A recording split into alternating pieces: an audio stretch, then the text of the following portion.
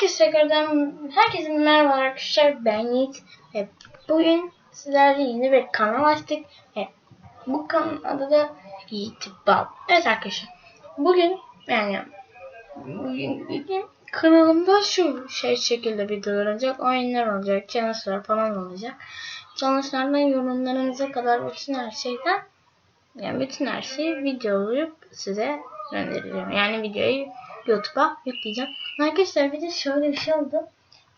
Ben kullandığım programda sesin nasıl açıldığını bilmiyordum. 3-4 tane video çektim, ses gelmiyor. En sonunda YouTube'dan bir yere baktım. Oradan en sonunda gelmeye başladı. Neyse arkadaşlar, bu böyle kısa bir video oldu. Eğer videolarımı severseniz like atmayı, abone olmayı unutmayın.